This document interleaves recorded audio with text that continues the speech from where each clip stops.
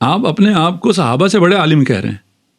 نہیں اعوذ باللہ ایسے تو نہیں ہے، لیکن یہ کہ دعویٰ آپ کا یہ ہے. وہ بیچارے وہ تھے، اب میں نہیں کہتا جو آپ کہہ رہے ہیں، ٹھیک ہے نا، وہ اتنے گئے گزرے تھے کہ ان میں خلط ہو جاتا. ہم بہت زیادہ ترقی کر کے عالم ہو گئے، فاضل ہو گئے، ہم خلط نہیں کرتے، اسلام لکھ رہے ہیں.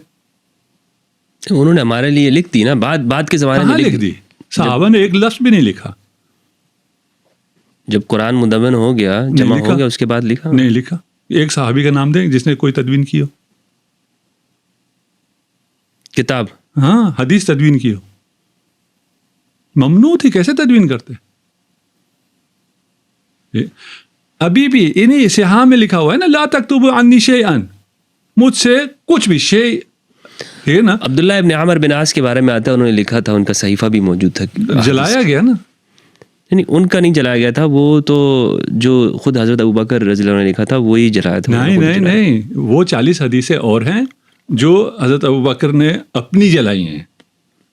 میرے معلومات میں تقریباً 600 روایات تھی. نہیں اپنی جو لکھی. اچھا 640 میں عددی حافظہ میرا زیادہ نہیں ہے، وہ جو بھی ہے، جو بھی فکر ہے، جو احادیث انہوں نے لکھی ہوئی تھی وہ انہوں نے اپنی لکھی ہوئی احادیث جلائی ہیں. اس میں جب توجیح کرتے ہیں نا کہ اس میں سے شاید یہ شاید وہ، جب اپنی لکھی ہوئی حدیث میں تو کوئی شاید واحد نہیں ہے نا. بھائی میرے پاس آج جو حدیث کا مجموعہ ہے اس میں تو میں کہہ سکتا ہوں یہ شاید صحیح ہو، شاید صحیح نہ ہو. نہیں حضرت، وہ دراصل یہ کہتے ہیں اس کا جواب کہ کہیں ایسا نہ ہو کہ لوگ چونکہ نئے نئے مسلمان ہو رہے ہیں تو وہ قرآن اور آیت حدیث میں فرق نہیں کر سکیں گے اور دونوں مکس نہ ہو جائیں کہیں. میں کہہ رہا ہوں کہ آپ بہت اچھے ہیں ان سے، تو آپ کہتے ہیں نہیں ہم سے تو وہ بہت اچھے ہیں. بھائی نئے مسلمان ہو رہے ہیں، صحابہ تو ہو گئے. نئے ایران کے لوگ جیسے روم کے لوگ، چلے ایران روم کو چھوڑیں، عربوں کو ہی لے لیں.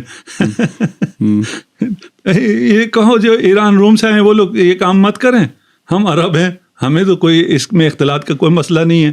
مجھے تو نہیں ہے نا، جسے آپ سب سے زیادہ افضل کہتے ہیں، سب سے زیادہ عالم کہتے ہیں، سب سے زیادہ افقاہ کہتے ہیں، اس کو یہ مسئلہ ہوگا. وہ کیوں اپنی حدیث جلائے؟